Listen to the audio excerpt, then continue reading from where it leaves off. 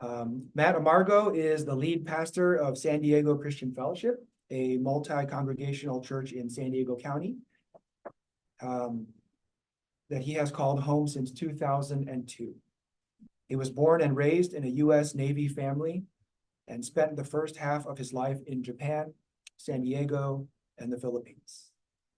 Matt earned a BA in Organizational Communication from the University of the Philippines, Manila, a BA in Biblical Studies from Calvary Chapel Bible College, and an MA in Theological Studies from Bethel Seminary in San Diego.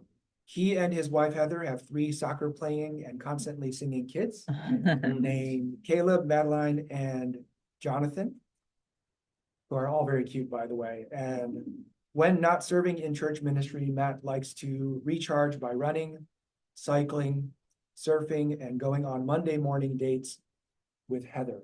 In other words, he's on that pastor schedule.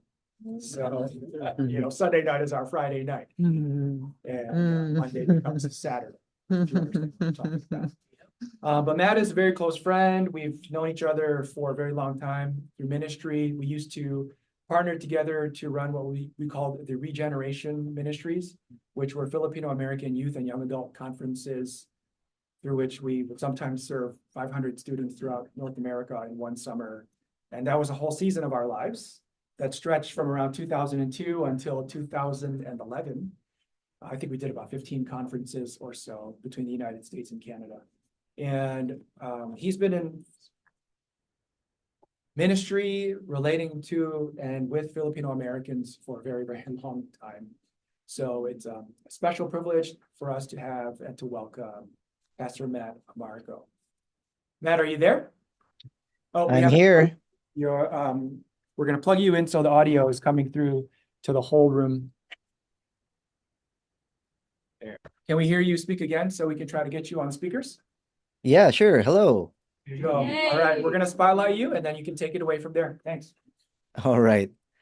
Thank you, Jay. And hey, thank you, everyone, for having me. It's such a privilege and an honor to be with you via Zoom. And I really wish I was there with you in person because I have a craving for a winter melon milk tea. And somehow there was boba that was happening, I think. And so feel free to send me one at some point. But happy Filipino American History Month to us all, mga kaibigan, mga kapatid. So great to have this space to be able to celebrate what the Lord is doing and has done in our community. And again, also happy Pastors Appreciation Month to those of you who celebrate. And I just want to give a shout out to Jay, Dr. Katenis. For the longest time, he has been and acted like a pastor to our friend group of Philam pastors, especially since the time of the pandemic till now. And I just have so much love for this guy. So I was tasked to give an introduction of who I am to start. And I think to start, as Jay mentioned, my family, I just want to ground that in this talk and who they are. So this is my family. Heather, Madeline, Jonathan, Caleb. I love them so much. Kids are in school. Heather works as a transplant coordinator at UCSD down here. And I just love them a lot. So let's start with that and then move on to who I am. And as a pastor, apart from the occasional oversharing that I do on a Sunday morning, I usually don't like to talk a lot about myself. And so forgive me if this is a little odd for me, but I hope that in my sharing, somehow there are some common threads and connection points that I might have with you. Maybe as Andrew shared, we have a lot of experiences and they kind of weave into a common thread. And so I'll start off with what Jay shared was that, I was born into a Navy family. Shout out to my fellow Navy brats, if there's some of you there online or in person. My dad, like a lot of Filipinos, he was a Navy corpsman and he was a chief and later on was a commissioned officer. And so a lot of my life was spent bouncing from duty station to duty station. San Diego was I guess the closest approximation to a hometown. And otherwise I was in Japan. And so I have so many fond childhood memories of cherry blossom festivals, exploring the forests of northern Japan. It was just a magical time to be alive. But I think the major turning point in my life was when my dad retired from the Navy. This was back in 1995. I was 13 years old, and my parents made the decision that it was time for our family to move from San Diego to the Philippines. And so you might imagine what that's like as a 13-year-old who grew up in, Filipino American spaces. We belong to a Filipino American Assemblies of God church where my parents were leaders. I was around extended family a lot, but really, I wouldn't say that I was very connected or appreciative of my Filipino identity. So you might imagine what that's like. This 13-year-old guy doesn't speak a lick of Tagalog, moving back to the Philippines in an age where there was no internet, no social media, no cell phones, no nothing. And we relocated to Cavite. My parents are both from Cavite. My mom is from Kawit. My dad's from Dasmariñas. And we moved to Imus, Cavite, and settled down roots there. And by God's grace, that was probably one of the greatest gifts that the Lord gave me, to settle down. We were immediately just enveloped by this loving community that was centered on the church that we had attended, the local church called Imus Unida Church, and Unida being a Protestant denomination born from a union of Presbyterian and Methodist churches. And from that center of gravity, made a lot of friends, went to youth choir, joined the youth group, and leaned into and learned how to worship in a more liturgical setting, a Sunday morning context where every song, every scripture reading, every message was in pure Tagalog, every hymn. So I learned all the words, pananampalataya, all these things. And it was like, wow, what an immersive experience. From there, I went to an international Christian high school in Sucat, Parañaque. And it was a private school in Metro Manila that at the time was a home to a lot of kind of the more socially elite folks in the Philippines. But here's what I learned and what really impacted me in my varied experiences with Filipino spirituality or Filipino Christians in general. There was an enthusiasm and expressiveness in their spirituality that was unexpected for me and refreshing to my even teenage soul. Whether it was in a rural church in the province, which literally had no walls and windows, or an air-conditioned Manila megachurch and everything in between, there was at least outwardly an expressiveness and enthusiasm for the love for the Lord. And it was so very different for me coming out of an American context, even back then, maybe even a Filipino American context, where there might have been a bit of reservedness when it came to expressing our love for Jesus. And those were formative years for me. And the Lord really used that time to capture my heart for His. I remember coming back from a high school retreat, and my mom relayed that I shared with her coming back from that retreat that I said, Mom, I think the Lord is calling me to be a pastor. And I don't actually remember that too much until she shared that, like right before I was installed as a pastor, some 25 years later. But I owe all of that to the Lord putting me in the space in the Philippines to be able to experience His presence, His Spirit moving through His people in a new and living way. So fast forward after high school, I ended up staying in the Philippines. I attended the University of the Philippines in Manila, the original UP campus, by the way, right there in the heart of Ermita. My campus was located between the Supreme Court of the Philippines and the National Bureau of Investigations and Filipino General Hospital. So much history around that space, like stone's throw away from Intramuros. It was the home of the mga scholar ng bayan, which means that I was with folks that were from different walks of life who just had the grades to be able to be there and study. And I learned so much in that space as an American, relearning a lot of things. For example, reading history books that chronicled the Filipino American War told from a Filipino perspective. And you can imagine how eye-opening that was for me, all of that experience.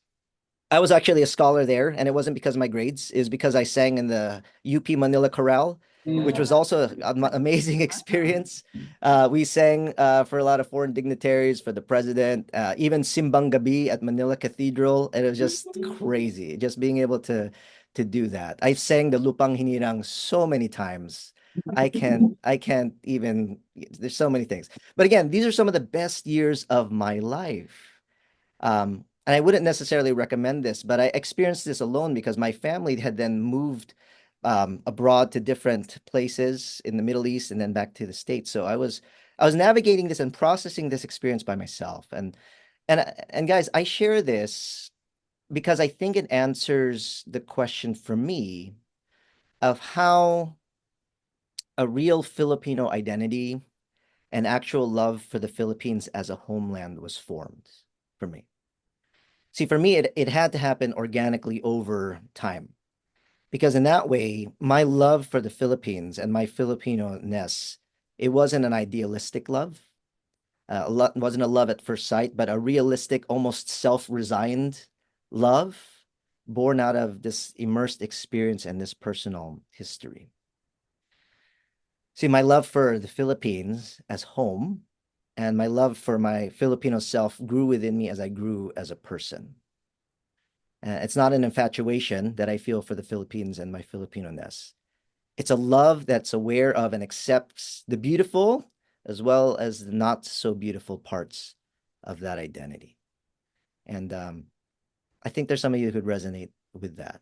I'm thankful for that time. So after graduating from UP with a degree in communications, which was fun, but ultimately, I don't know, it was a fun degree as communications is. It was time for me to return to San Diego.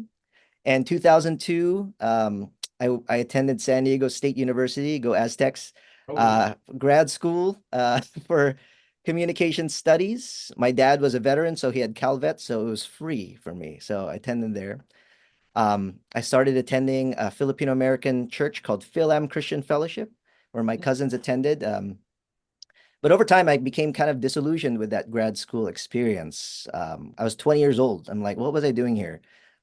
Is this what I want to do with my life in academia? But through that time, I really felt a call to ministry.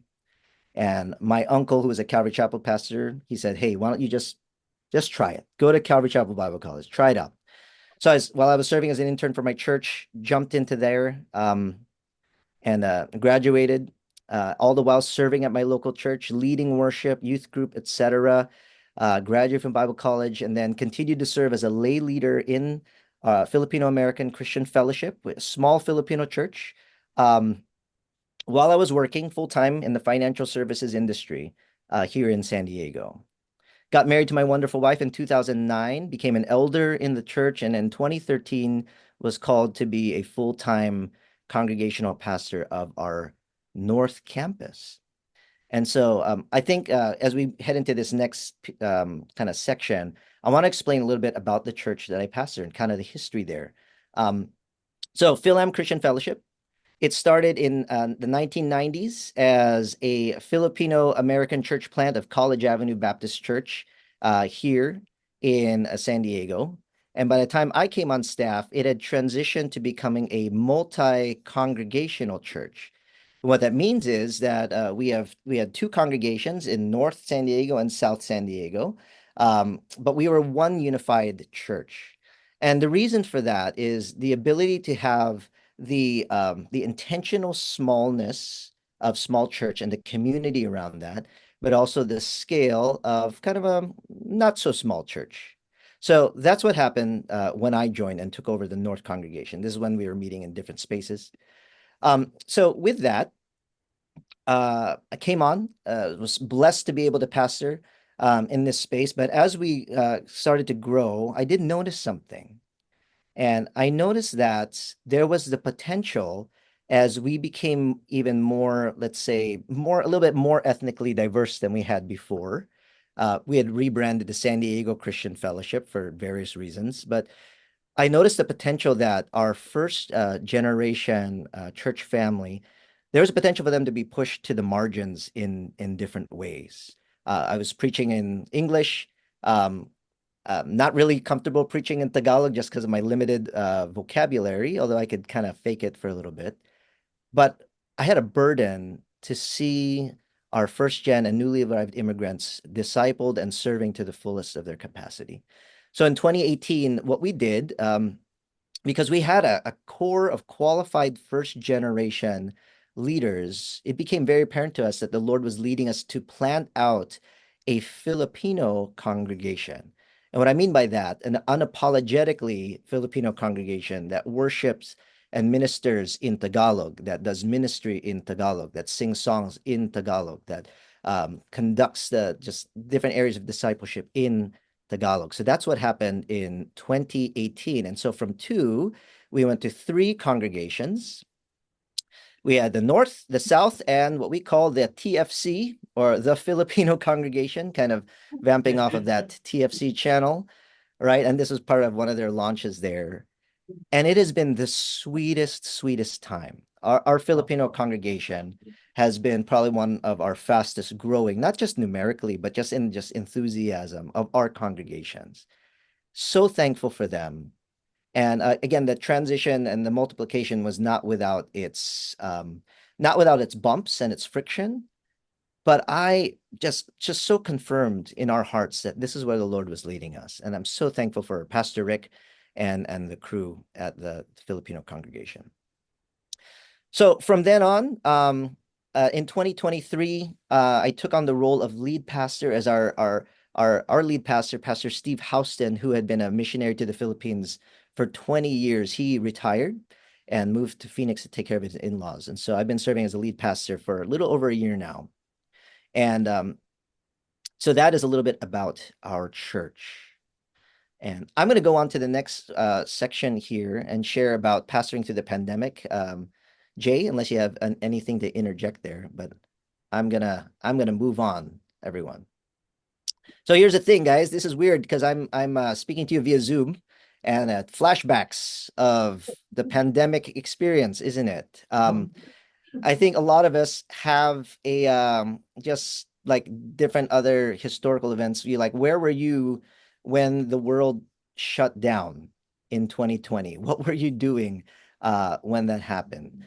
Well, for me and my family, we were flying back from Detroit, Michigan, where my wife is from, because her dad had passed away on February 29, and we were able, thank God, to be able to mourn and grieve and have funeral services right before the pandemic shut everything down. So we were landing in San Diego, and the very next day, we were sheltering in place. And I remember that first Sunday, I was there in an empty sanctuary on stage, trying to figure out the live stream to our congregation on Facebook Live, trying to not make Sunday morning look like a ransom video. And that was the experience, as I'm sure, as I'm sure there's experience with a lot of us who are in church ministry. Um, the question I was given was, what was it like for me and my church leaders to minister, especially amongst the most vulnerable in our church, to the most vulnerable in our church, during that time. And here's the thing, guys, like, I don't want to downplay for a moment how horrific the pandemic was, the scale of loss, of suffering, and the trauma that we all experienced, personally and worldwide.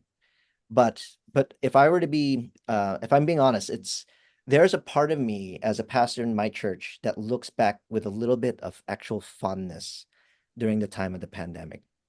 And I'll tell you why. Because even though we're multi-congregational churches, three congregations, one unified church, at the core of it, I'm a small church pastor. And as a small church pastor, my experience of the pandemic was a bit different from larger churches or even mega churches. Even as we look at the statistics, we could see that that was the case for the different sizes of church.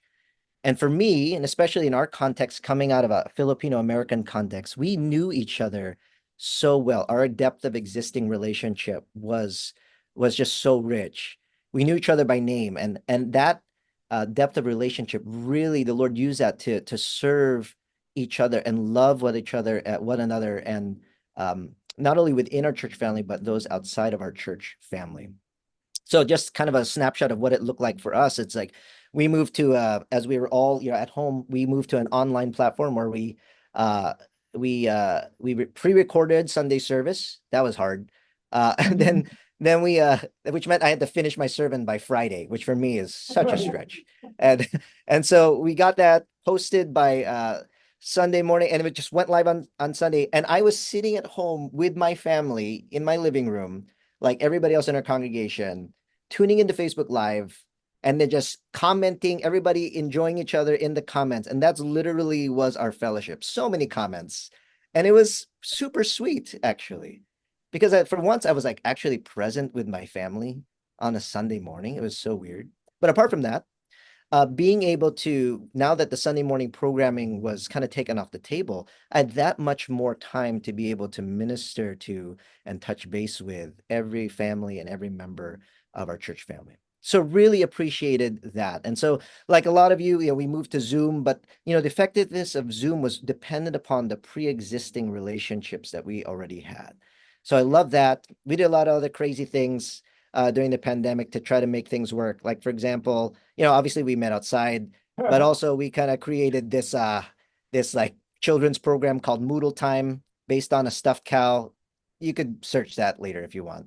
My kids, we did a lot of things with a green screen, but it was all to engage with and to love on our people.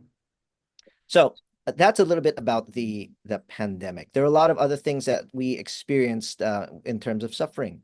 Um, I remember sitting in the front yard with two of my guys who were suffering from just anxiety and depression, walking through a book together outside. I remember us starting for the first time in our congregations grief share via Zoom for so many people who had lost loved ones or were dealing with grief and loss. So those are ways that we walked with in suffering with one another. Jay, am I good to go on, or should I pause for any moment? Keep going. All right, I'm going. And so that was our unique experience. But I think the biggest thing when we think about our Filipino American experience is that we were uniquely spared from the friction and tension politically that I think a lot of churches were beset with. And I think there's a couple reasons for that. I'd like to think that we were inoculated from that type of strife by the gospel. As a pastor, you always want to hope that that is the case. But I also think that there was a disproportionate amount of healthcare professionals in our congregations, whether they are different providers or nurses or mental health professionals. And so we knew, based on their experiences on the front lines, one way to love each other was to love each other by being safe. And it wasn't a big deal for us to follow the pandemic guidelines here in Southern California. It was not a big deal for us. But when the time came to return to in-person embodied ministry, fellowship, I will tell you, our TFC congregation, they were the first ones to embrace that wholeheartedly. They rushed to it. And for my congregation, which is a little bit more Phil Am or more the Am side of the Phil, they were a little bit more hesitant, and it was, I think maybe that was a reflection a bit of that.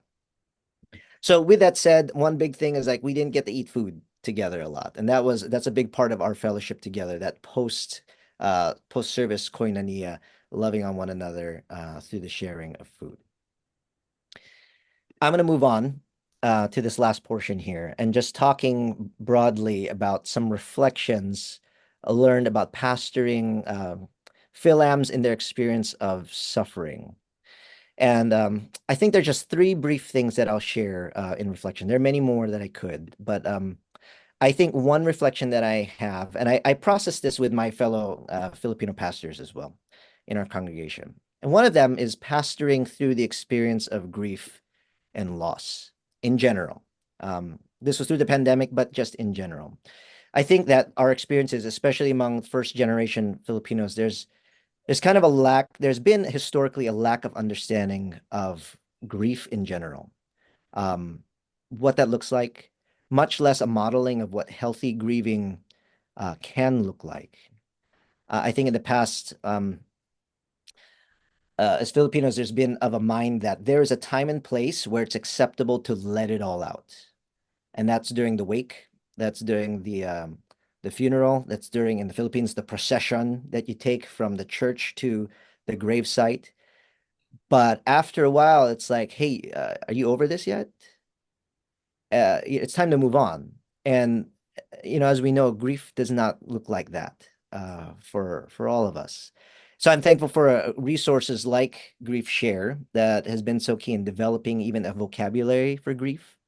And it was really interesting just observing the multi-generations of the folks that were in our Grief Share group, processing through their pain, understanding the nuances of their grief journey. So shepherding folks through that, and it's even in my own grief and my wife's own grief as well. I think that was helpful. And also reconnecting with the God who walks with us, who is acquainted with suffering and sorrow. I think that has just been such a life-giving time in those moments of grief. Adjacent to that is also shepherding folks through how to, I don't put it like this, how to die well. And in a multi-generational church, with multi-generational households, this is a fact of life for us. From cradle to grave, we're with folks. And that experience of grief and how it affects everyone, how we prepare for it, and how we hold in tension that sadness and that hope. That has been a thing that has been, I think, unique to us. Also, I'm thinking about also in our space. I'm grateful how the Lord has grown us with opportunities for our church to become more familiar with how to love and come alongside those who struggle with mental illness in the Filipino American space. Like I'm sure many of us here, maybe in our faith communities, we have folks in our fellowships who suffer from various things like bipolar disorder, anxiety, depression, other personality things. And I think before, especially amongst the Filipino community, there was a misunderstanding of what that was. That's just crazy, quote unquote, crazy tita so and so. That's just how she is, without even the desire to understand. There's a stigma even surrounding it. And when we think about how helpful therapy and how helpful medication can be, there's been a stigma around that. And I'm thankful that over the years, the Lord has led us to become more educated in this area. I remember being in a situation, this was years back with my fellow pastor, and we had a brother who was suffering through a mental health crisis. And we were there, and the instinct within us, born out of our experience, past experience, and maybe even lack of training, was to pray over this brother. Like, does he need to be delivered from some demonic oppression? And while I don't discount for a moment that there are situations where that is the case, I'm thankful now through the learning that we've had to know that we don't default to demons when it comes to folks experiencing mental health crisis. So I'm thankful we have healthcare providers and mental health professionals within our congregation that help us to lean into and lean on. We lean on them to help us navigate through the challenges that our members face. And I'm thankful for the partnerships with the greater church, counseling centers, etc. But I'm thankful that, again, the Lord is moving our church along. And I'm seeing this a lot in a lot of the Philam churches that I'm in community with in San Diego as well. I think the last thing that I'll share is that while reflecting with my fellow pastors on this, a unique type of suffering that we've seen in our space has been amongst the Filipino immigrant community is this a result of an idealization of the better life, working for a better life for themselves and for their children. And in a sense, there are aspects to that aspiration that are good and honorable. The irony has often been, as we've experienced that ourselves or have experienced that and witnessed that, is that in the midst of the hustle to provide children with a better life. Oh, did my earbuds die? Can you guys hear me? Yeah. You gotta, Die. you gotta rewind. All right. Wait, hold on. Switch in. 5 minutes. Hello. Testing. Is that good? All right. I apologize too, because there was a leaf blower going outside, and I think you guys picked that up, but all right. So in the quest to provide their children with a better life and all of the hustle and grind and that comes with that, the irony of that was they missed out on a lot of those precious, priceless moments to actually be present with their kids. And this is something that these are wounds that had to navigate a lot with families, thinking through this. Also understanding the forgiveness that can be extended and the grace can be extended there. But also to see that these generational things don't have to persist with our kids. Understanding what is a better life as we think about the kingdom. Um, and so I think that was just navigating the nuance of that, exploring that, and with our families. I think that's one thing in the film space that we have seen, and that we're here to pastor through. So I think I'll stop there, and there's definitely more to be shared. I'm sorry about the earbud thing, guys. I am oblivious to that. Um, but thank you for listening, and I Yes. appreciate you guys. Got a room full of people clapping here. Matt, can you hear me okay? Yes, I can hear you. Yes. Hey, everybody. Okay. Thank you for that. If you're able to speak maybe closer to your computer, Sure. because I think maybe Zoom just made it quieter, maybe halfway through. We can still hear you. Okay. But yeah. Um, Thank you so much for sharing that. I think that there's a lot of really rich reflections that you gave to us about your upbringing, your community, and of course, pastoring through the pandemic, and then the lessons that you learned about the suffering in our community and doing ministry with them. But yeah, I'm going to invite our people here to give some questions. And we got one in the chat already, so I'm going to read this from Salvador Del Mundo.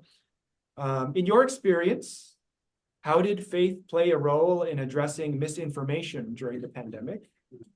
Were there scriptural references or theological principles that helped guide your conversation? So, that's a big topic right now, unfortunately, in this political season, but of course, during 2020, it was big and affected people's health and health outcomes. So yeah, would you mind sharing a bit with us about that?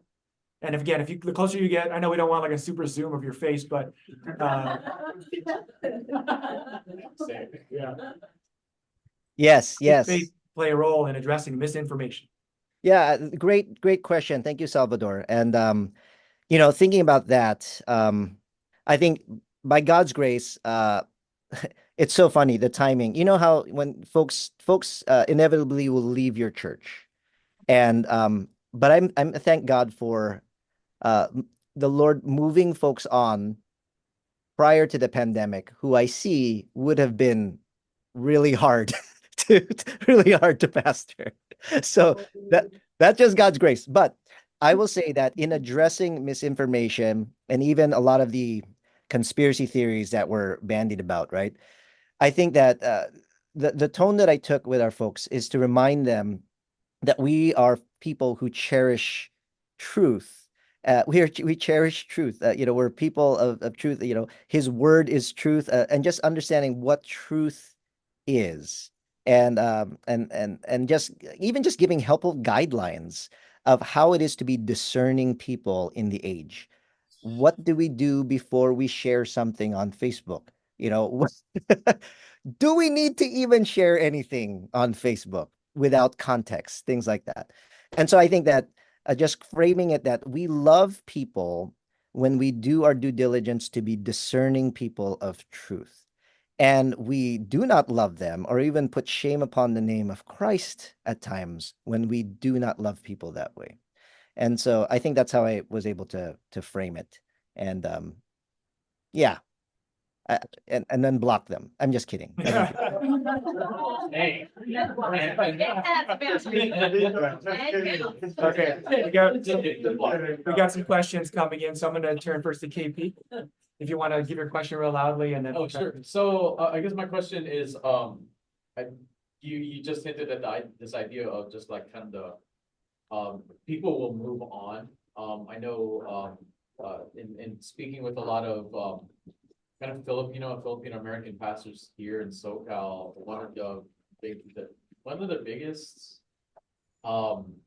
challenges is the idea that a lot of your congregants, especially kind of like second, third generation, or just kind of younger 20 to 30-year-old congregants haven't been coming back after pandemic. So kind of a Mhm. post-pandemic um migration of members, and just the struggle of churches post-pandemic, pastoral and leadership altogether, having that struggle of well, you say moving on, but I have gotten a lot of feedback of wanting to go back or bringing back congregations post-pandemic back to their churches when, as you said, they might have actually just moved on. So how, is there any way you have either experienced this with other churches, your church, or had to possibly address that with leaders within your circle? Yeah, yeah. Great question. And also, I think a painful question. I think for a pastor, whenever someone leaves, it's hard not to take things personally, right? But I think one thing that in my experience was, um, and this is again, it's easier in a smaller church because you're able to know when someone is not there. You notice, and so the ability to be able to follow up with people. And what I found out that the folks that did move on and who did not return, um, in a sense, they were on their way out anyway for various reasons, and the pandemic was almost like an opportunity to fade away. But that I discovered that through being able to have just real candid conversations with folk. Now, when it comes to folks coming back, returning, I think there's so many different variables and so many different aspects to that as we think about what church is in the life of people, a consumeristic versus a participatory or incarnational idea of church, right? Transformative view of church. But I think at least with the folks that did move on, um, in my experience, the ability to be able to, because we have actual relationship, to be able to have those conversations went a long way in order to, it wasn't any less painful, but at least I was able to understand it and be able to release, right? And actually pray for them and love them instead of having bitterness. Yeah. Good. Camille. Yes. Hi, I'm Camille. I've noticed that you have interracial children. And I do? yeah. Yeah. Surprise. But how does teaching the gospel and like the texture of the gospel change for their experience? Because their experience is not necessarily yours or those of like the first generation. So are there like strategies that you have that are taken, that you have in place, or things that are done differently from your perspective? Yeah, that is a good question. I think that what I see in them, and I guess what I try to reflect to them, is just the beauty of the gospel in a sense of how the gospel does make one new people.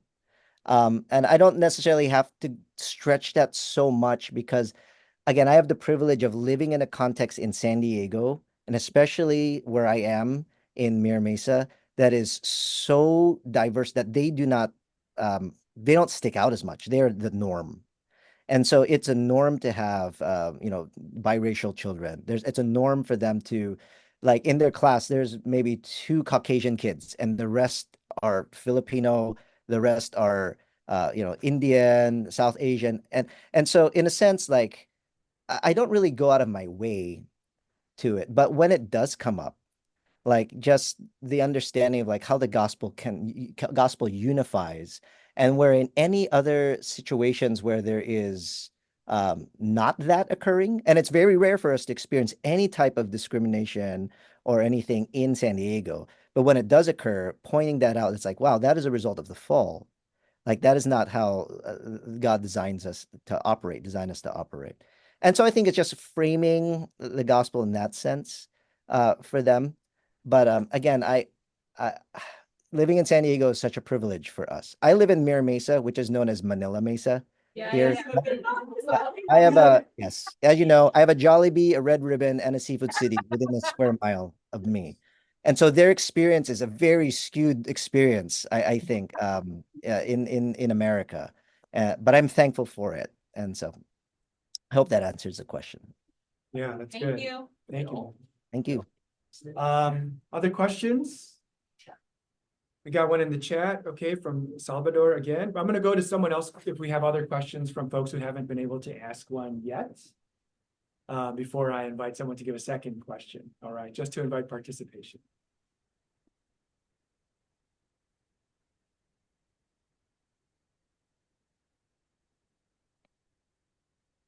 We have some other Filipino American pastors in the room too, so I know we're all thinking about the people who have left and the Monday morning conversations that we have. Not in the pulpit. Okay, so we'll go to Salvador's question then. What strategies do you use to encourage open dialogue about cultural identity and faith among your congregants? Are there specific cultural practices or traditions you incorporate into your ministry? How do these enhance the worship experience? I think maybe I'm gonna enter this one actually to give some more attention on part of the story you mentioned where maybe the audio was cutting down a little bit on our side. Yeah, Matt. please. Yes. And then we'll go maybe to Salvador's question explicitly. The starting of the Filipino congregation in your church is very unique because, you know, a lot of people are thinking in the traditional assimilation pattern, which we know is not really true, but there's a paradigm that you come to the States, you speak English, and then little by little people speak more English and less Tagalog, less, you know, Hiligaynon and whatever. And then eventually everybody just becomes more Americanized. But you all intentionally started a Tagalog space and congregation with a Tagalog pastor with, you know, Filipino and Tagalog and other languages involved in the worship. I think that answers a lot of what Salvador's getting at, but can you say more about that intentional decision? Because, you know, for a lot of pastors, that's not going to be an easy move. Right? The goal would be to have one congregation keep everybody there, right? Or to have as many people in one gathering and minimize the wear and tear on staff, right? But I think that in your case, you know, you ventured out into this, which is a little bit different. What informed the decision to start TFC? Yes. Filipino channel.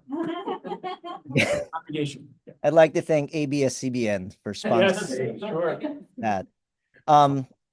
You know, when we think about this, like, again, we're predisposed to planting new congregations in our church model, right? Because we want to be multi-congregational. But why we went this direction, I think, was really born out of a pastoral heart, in a sense that I wanted everyone in our congregations to be able to be engaged fully in ministry, to be engaged fully in discipleship, to be engaged fully.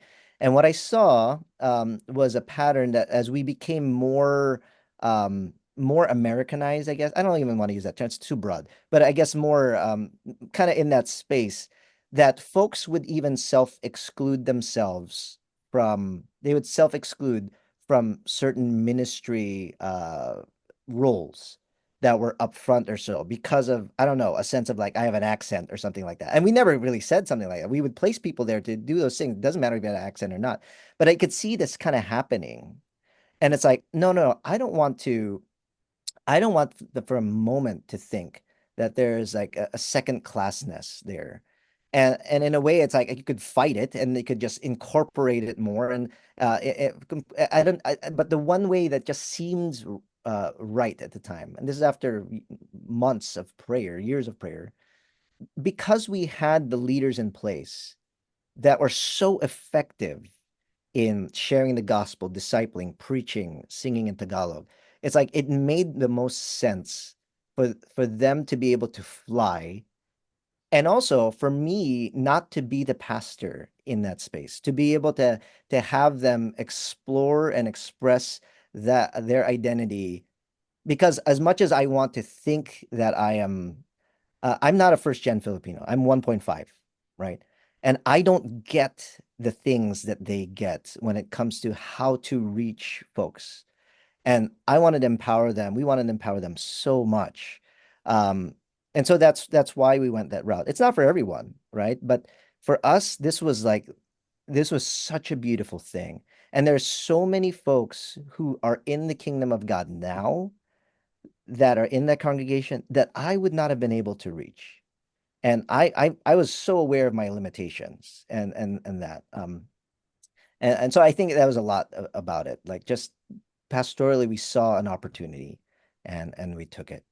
And I will say this, if I could just add one more thing on this. I mentioned it was not without its hiccups and its challenges. One challenge that I saw was that there was quite a difference in the way second gen Phil-Ams approach ministry than the way first gens approach ministry.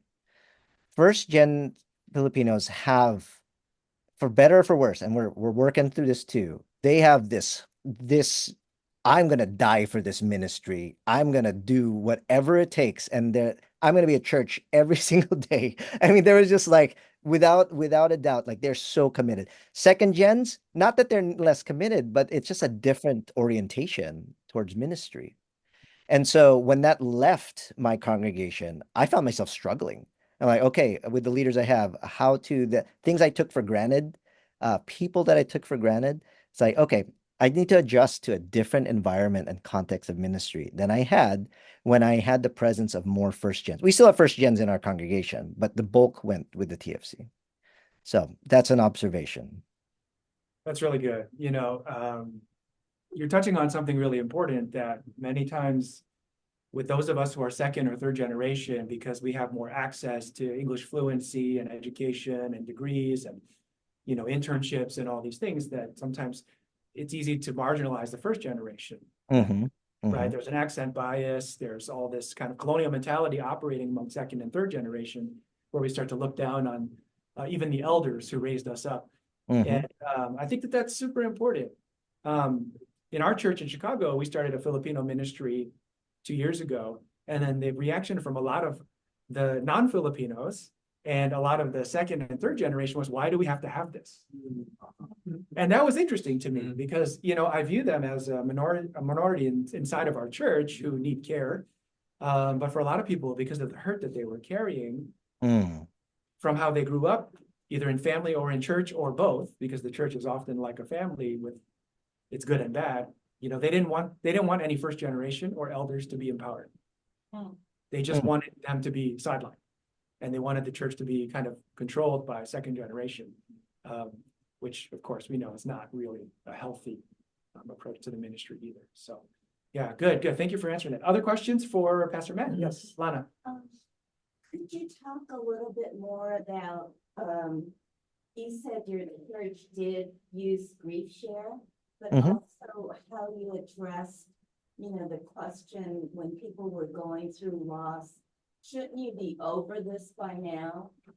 So it was, how did the church become more seeing what healthy grieving looks like? Yeah, thank you. Talk to us about that a little more. Yes. Thank you for that question. I think that, and again, there are other resources out there, definitely, but for us, Grief Share, like what I mentioned, it really helped to frame what grief is and how everyone's grief journey is different. But one thing that is in common with experience of grief is oftentimes like the experience of pain just throws folks off so much that the things that they thought they were rock solid in, even their faith, are shaken to its core. We experienced this in my family when my wife lost her dad in early before the pandemic, and even her experience of grief was, and as a pastor's wife too, it's just like, it's tough. It was so tough, and I couldn't, quote unquote, fix her as a pastor, right? And I think that was the experience of a lot of families with prolonged grief. It's like, I just want them to be, quote unquote, fixed. And something like Grief Share helps us to understand it's like everybody's grief journey is different, that there are some wounds that run very deep. There are grief ambushes that occur from time to time. And that is, quote unquote, normal, because that's how it is. And in the Christian space, understanding that, there are some wounds that only heaven will heal, but heaven will heal them, which is a beautiful thing to look forward to. But I think it's just using that language to be able to educate folks that it's like, hey, our folks will process through a grief journey differently. We just need to be with them, understand them, don't have to say anything, but just share and surround them with love and support. So I think it's just that particular grief share equipping, but also using that language at large within our church when folks invariably will lose people. It's a very good question. Thank you. Yeah. Other questions for Pastor Matt?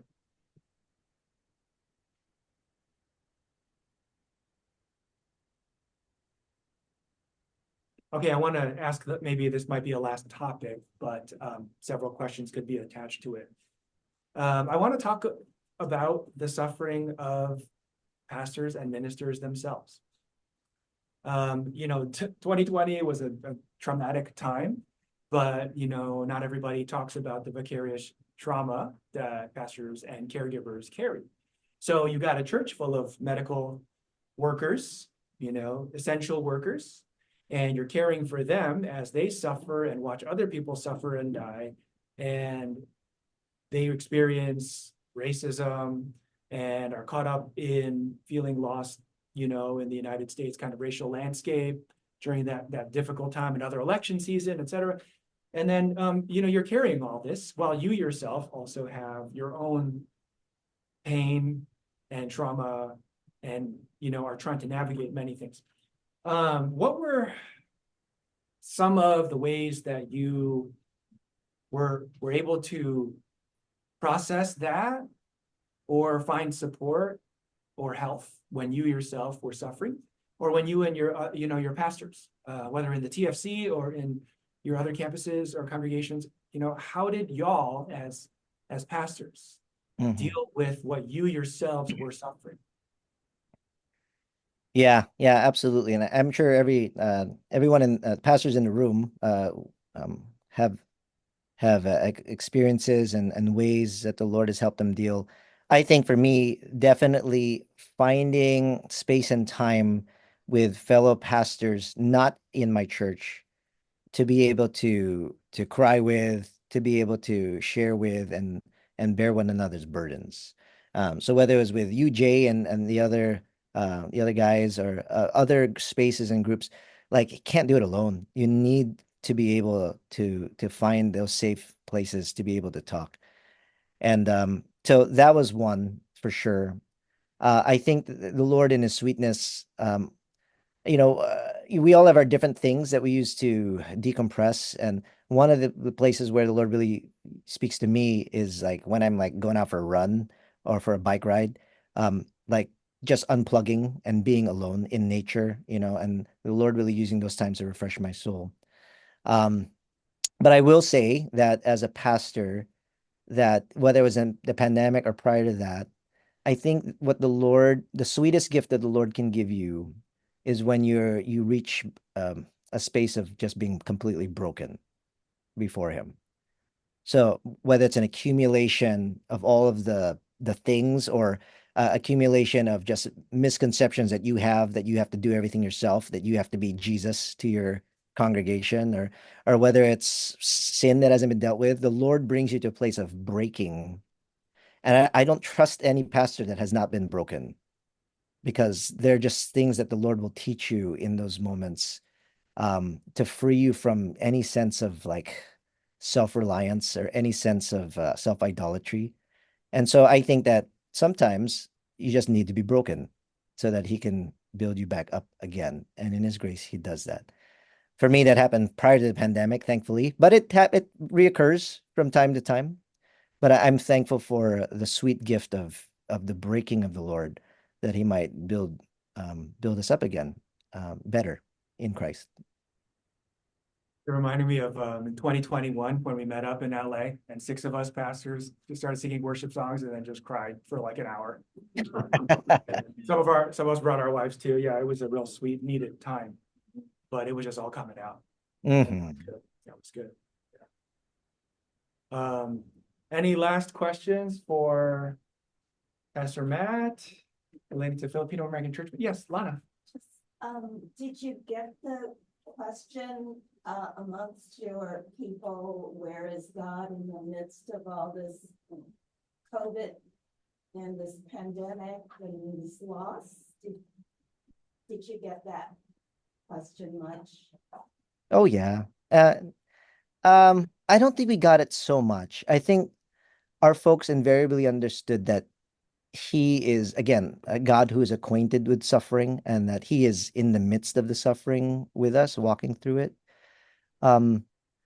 It also was helpful to frame it to understand, like, we aren't the only Christians who've ever experienced suffering on this scale. Like, the church historically has been through different eras and epochs of suffering, and so the Lord brought his church through that and walked with them through that, and then he's going to do that with us. So yeah, but he's right there, and I think we understood that because we experienced his presence, the presence of the Holy Spirit in his church together. So that question is like, where is he? He's here with us.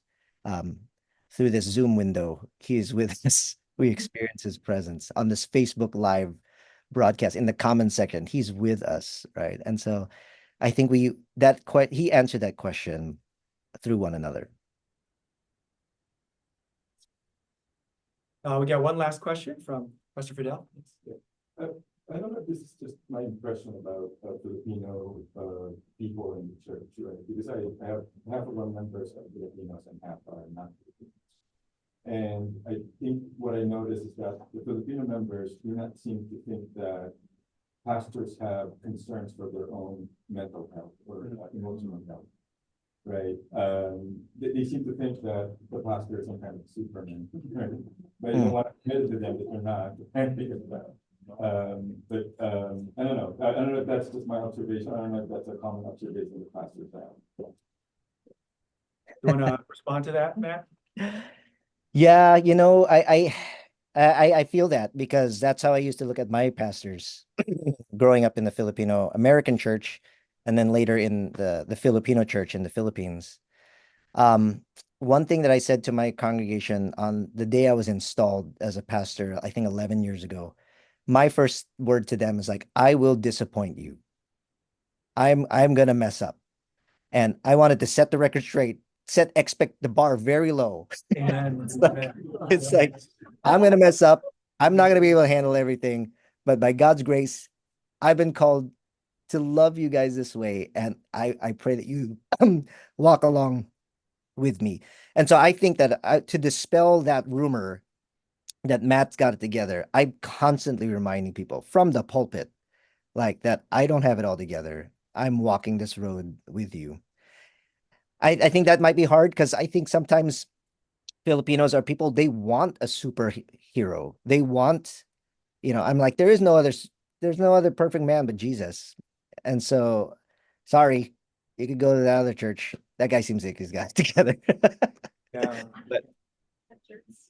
that's really good. And I think the question is a good one too, because, this is a seminary context where we're talking about ministry leadership, and sometimes the best thing we can offer to our people is to be honest and to talk about our own suffering in the right ways, right, as appropriate, but to know that we're doing it together, we're working through it together. One of the best things that I heard when I was in seminary, but not from a professor, was to develop our theology of suffering when we're not suffering, right? Because that needs a lot of thought and reflection, but in the time when we're really going through it, it's not the best time for developing it. At that point, it's too hard, it's too thick. But yeah. And I think that there's really something too about our, kind of pre-colonial cultural concepts of spirituality and leaders, that we want, people to have this leadership that is endowed from above or from somewhere else, that is entirely supernatural, when the grace of God is working through the natural, right? Yeah, that's a good Amen. question. Pastor Matt, you want to leave us with any last comments or encouragements? Yeah, I don't really have anything prepared there, but again, I really wish I was there with you all to give you a hug or to say hi. Um, I will say that just love your people, man. Just shepherd and love your people. I think you are in a great incubator there where you understand what ministry is and what ministry is not. I think there is a lot of the pendulum is swinging away from these personality driven kind of mega churchy type experiences. Although the Lord can use mega churches too, but I think coming from a small church pastor, just to treasure the flock that you have, to love on them, and to find the beauty and contentment in that. And yeah, that's all. Love Jesus. That's wonderful. Yeah. Let's give another thanks to Pastor Matt. Thank you, guys. God bless you. Yep, I'm that Tito who's holding the big device facing everyone. Yep. All right, Matt, we'll see you soon, but thank you so much. The rest of us, we're gonna move toward lunch. And feel free to take a break before we have our lunch. But let's move into that time. We'll put some music back up and welcome all who have just joined us. Say hello to folks if you haven't already had the chance.